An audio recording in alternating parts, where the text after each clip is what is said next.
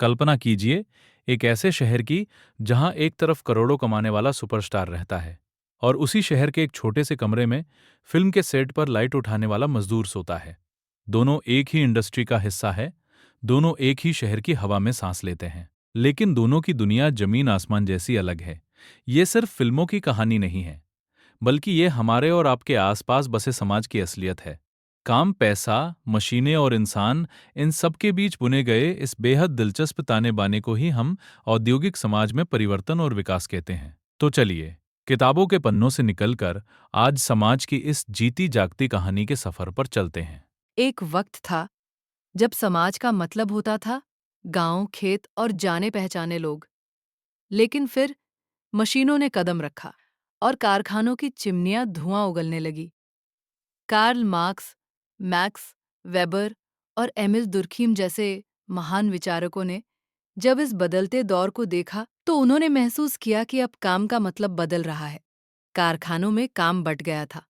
एक आदमी अगर दिन भर सिर्फ जूते के फीते बना रहा है तो उसे कभी वो वोशी नहीं मिलेगी जो एक पूरा जूता बनाने वाले मोची को मिलती है। मार्क्स ने इस उदासी और काम से जुड़ाव खत्म होने को अलगाव या एलियनेशन का नाम दिया। इंसान अब मशीनों का एक पुर्जा मात्र बनकर रह गया था। अगर हम पश्चिमी देशों की तरफ देखें, तो वहाँ औद्योगिकरण का एक सीधा सा नियम था। ज़्यादातर लोग नौकरी पेशा हो गए और खेती का काम बहुत कम रह गया। लेकिन जब बात हमारे भारत की आती है, तो यहाँ की कहानी में एक अलग ही सस्पेंस है। हमारे देश में आज भी एक बहुत बड़ी आबादी, लगभग 42.5% लोग खेती से जुड़े हैं, लेकिन देश की कमाई यानी जीडीपी में उनका हिस्सा बहुत कम है। यहाँ एक और बड़ा फर्क है। पश्चिमी देशों में ज़्यादातर लोग औपचारिक या फॉर्मल और सुरक्षित नौकरियों में होते हैं, जहाँ हर महीने तय सैलरी, पेंशन और छुट्टियां मिलती हैं। लेकिन भारत में यहाँ लगभग 52% लोग अपना खुद का छोटा मोटा काम करते हैं और बहुत बड़ी आबादी दिहाड़ी मजदूरी या ठेके पर काम करती है। यही वजह है कि हमारे यहाँ सरकारी नौकरी पाने की होड़ किसी महासंग्राम से कम नहीं होती, क्योंकि वो सुरक्षा का इकलौता मजबूत किला नजर आती है। कहानी में एक बड़ा ट्विस्ट साल 1990 के दशक में आता है।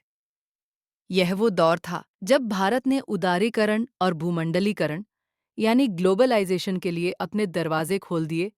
अचानक से बाजार में विदेशी कंपनियों की बाढ़ आ गई। जो पार्ले कंपनी कभी 250 करोड़ कमाती थी, उसे कोका कोला ने खरीद लिया, जिसका सिर्फ विज्ञापन का बजट ही 400 करोड़ था। सरकार ने भी अपनी सरकारी कंपनियों को निजी हाथों में बेचना शुरू कर दिया, जैसे कि मॉडर्न फूड्स।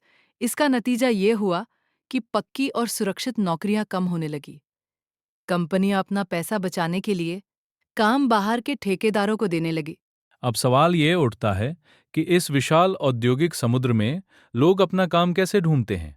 एक प्लम्बर या बढ़ई के लिए उसका काम और उसकी जान पहचान ही उसका विज्ञापन है।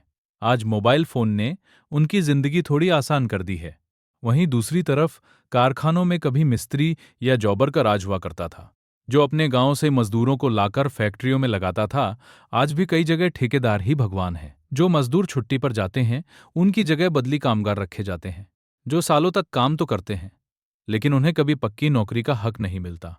हालांकि आजकल सरकार मेक इन इंडिया और मुद्रा योजना जैसी कोशिशें कर रही है, ताकि लोग खुद का रोजगार खड़ा कर सके। जब इंसान काम पर पहुंच जाता है, तो वहां एक अलग ही खेल शुरू होता है। कारखानों में मैनेजर का एक ही लक्ष्य होता है, कम समय में ज्यादा काम। इसके लिए मशीनों की रफ्तार बढ़ा दी जाती है। कानपुर की कपड़ा मिल में काम करने वाले एक पुराने बुनकर का दर्द ये बयां करता है कि कैसे चार चार मशीनों को एक साथ संभालते हुए इंसान खुद एक मशीन बन जाता है। महात्मा गांधी ने सालों पहले मशीनों के इस पागलपन का विरोध किया था।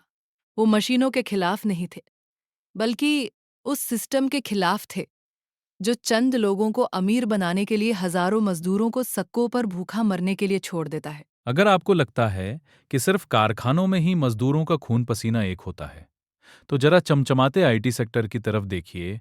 एसी ऑफिस और कंप्यूटर स्क्रीन के पीछे काम करने वाले इन इंजीनियरों की कहानी भी समय की चाकरी में फंसी है। प्रोजेक्ट की डेडलाइन पूरी करने के लिए 10 से 12 घंटे काम करना, विदेशी ग्राहकों के समय के हिसाब से नाइट शिफ्ट करना और फ्लेक्सी टाइम के नाम पर खुद को ही धोखे में रखना, ये उनकी रोजमर्रा की जिंदगी है। काम का दबाव इतना कि घर और ऑफिस का फर्क ही खत्म हो गया है। इस चमक दमक से दूर एक दुनिया उन खदानों की है जहां अंधेरा, धूल और मौत का साया हर पल मंडराता है। खदानों में काम करने वाले मजदूर अक्सर बाढ़, आग या खदान धंसने का शिकार होते हैं। उन्हें सिलिकोसिस और टीबी जैसी भयानक बीमारियां जकड़ लेती है। कानून तो बहुत बने हैं, लेकिन ठेकेदारी प्रथा ने इन नियमों को कागजों तक ही सीमित कर दिया है। वहीं एक दूसरा अदृश्य वर्ग भी है जो अपने घरों की चारदीवारी में रहकर काम करता है। बीड़ी बनाने वाली महिलाएं जो दिन भर तेंदू के पत्ते लपेटती है। ठेकेदार उन्हें कच्चा माल देता है और बहुत मामूली कीमत पर उनसे बीड़ियां लेकर आगे महंगे दामों पर बेच देता है। यह घर में होने वाला काम भी शोषण की एक लंबी जंजीर का हिस्सा है। और जब ये शोषण बर्दाश्त के बाहर हो जाता है तो जन्म होता है हड़तालों का।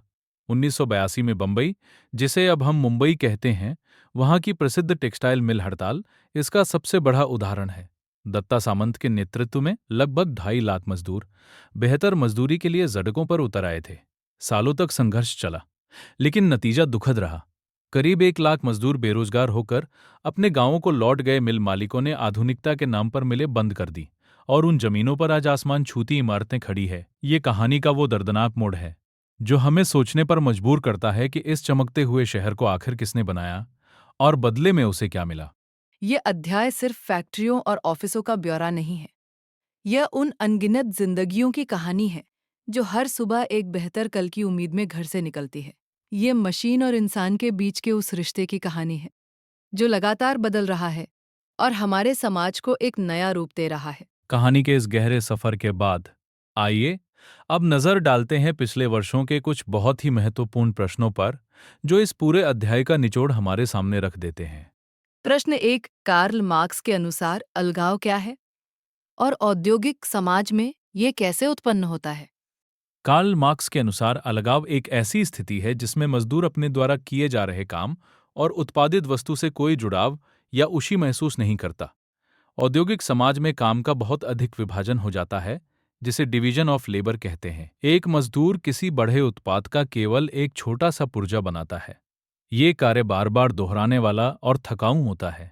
मजदूर को ये पता ही नहीं होता कि उसकी मेहनत का अंतिम परिणाम क्या होगा, इसलिए वे अपने काम से अलग या कटा हुआ महसूस करता है और उसकी जिंदगी सिर्फ अपनी आजीविका यानी जीवित रहने तक सीमित रह जाती है।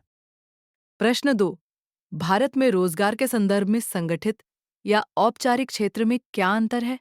सबसे पहले बात करते हैं संगठित क्षेत्र की। इसके अंतर्गत वे उद्यम आते हैं जहां 10 या उससे अधिक लोग काम करते हैं और जिनका सरकारी तौर पर पंजीकरण होता है। यहां काम करने वालों को नियमित वेतन, पेंशन, सुरक्षित कार्यानुभव और छुट्टियों जैसी सुविधाएं मिलती हैं। भारत में रोजगार का बहुत छोटा हिस्सा, लगभग 24% ही इस क्षेत्र में आता है। वहीं दूसरी तरफ है असंगठित क्षेत्र। इसमें वे छोटे उद्यम, दिहाड़ी मजदूर, स्वनियोजित लोग और ठेके पर काम करने वाले लोग आते हैं जिनकी नौकरी की कोई सुरक्षा नहीं होती। यहाँ कोई निश्चित नियम कानून, पेंशन या उचित वेतन की गारंटी नहीं होती। भारत की अधिकांश आबादी, जैसे 52% स्वनियोजित और 24% दिहाड़ी मजदूर, इसी असंगठित क्षेत्र का हिस्सा है। प्रश्न 3, 1982 की बंबई टेक्सटाइल मिल हड़ताल के क्या कारण थे और इसका क्या परिणाम हुआ? इसका मुख्य कारण यह था कि 1982 में बंबई के कपड़ा मिलों के लगभग 2.5 लाख कामगारों ने ट्रेड यूनियन नेता डॉक्टर दत्ता सामंत की अगुवाई में हड़ताल की थी। उनकी मुख्य मांग बेहतर मजदूरी प्राप्त करना और अपना खुद का एक स्वतंत्र संघ बनाने की इजाजत मांगना था। और इसका परिणाम ये हुआ कि यह हड़ताल लगभग 2 सालों तक चली, लेकिन मजदूरों को खाली हाथ काम पर लौटना पड़ा। इस हड़ताल के कारण लगभग 1 लाख मजदूर हमेशा के लिए बेरोजगार हो गए और अपने गांवों या अन्य छोटे कस्बों जैसे भिवंडी और मालेगांव में दिहाड़ी का काम करने चले गए। मिल मालिकों ने मिलें बंद कर दी और उन जगहों को रियल एस्टेट यानी बहुमंजिली इमारतें बनाने के लिए बिल्डरों को बेच दिया। प्रश्न 4, सूचना प्रौद्योगिकी यानी आईटी क्षेत्र में कार्य की संस्कृति को समय की चाकरी क्यों कहा जाता है? आईटी क्षेत्र में कर्मचारियों का कार्य दिवस औसतन 10 से 12 घंटे का होता है। विदेशी ग्राहकों के साथ समय के अंतर, जिन्हें टाइम जोन्स कहा जाता है, उसके कारण कर्मचारियों को अक्सर रात भर यानी नाइट शिफ्ट या नाइट आउट में काम करना पड़ता है। हालांकि कागजों पर उन्हें अपने कार्य के घंटे तय करने की आज़ादी दी जाती है, जिसे फ्लेक्सी टाइम कहते हैं, लेकिन असलियत में उन पर प्रोजेक्ट की डेडलाइन का इतना दबाव होता है कि उन्हें अतिरिक्त घंटों और छुट्टी के दिनों में भी काम करना पड़ता है। कई बार अधिकारियों को खुश करने या साथियों के दबाव में भी वे ऑफिस में देर तक रुके रहते हैं। इसी अत्यधिक कार्य के दबाव और समय की पाबंदी के कारण ही इसे समय की चाकरी कहा जाता है। प्रश्न 5। उदारीकरण और भूमंडलीकरण ने भारतीय उद्योगों और रोजगार को किस प्रकार प्रभावित किया है? 1990 के दशक में आई उदारीकरण की नीति के बाद भारतीय बाजार में विदेशी कंपनियों का प्रवेश हुआ। इसका पहला असर था अधिग्रहण। कई बारी बहुराष्ट्रीय कंपनियों ने भारतीय कंपनियों को खरीद लिया, जैसे कोका कोला द्वारा पार्ले पेय को खरीदना। दूसरा असर था निजीकरण या विनिवेश। सरकार ने अपनी कंपनियों को, जैसे कि मॉडर्न फूड्स को, निजी क्षेत्र को बेच दिया, जिससे सरकारी कर्मचारियों की नौकरियां असुरक्षित हो गईं। तीसरा प्रभाव था आउटसोर्सिंग। कंपनियों ने अपने स्थायी कर्मचारियों की संख्या में कटौती कर दी और पैसा बचाने के लिए अपना काम छोटी कंपनियों या ठेकेदारों से करवाना शुरू कर दिया, और इन सबका नतीजा था असुरक्षित रोजगार। उदारीकरण से सेवा क्षेत्र और मध्यवर्ग का विस्तार तो हुआ, लेकिन स्थायी और सुरक्षित रोजगार घट गए। असंगठित और ठेकेदारी प्रथा बढ़ने से आय की असमानता काफी बढ़ गई। तो दोस्तों, वीडियो पसंद आई हो तो इस वीडियो को लाइक कीजिए।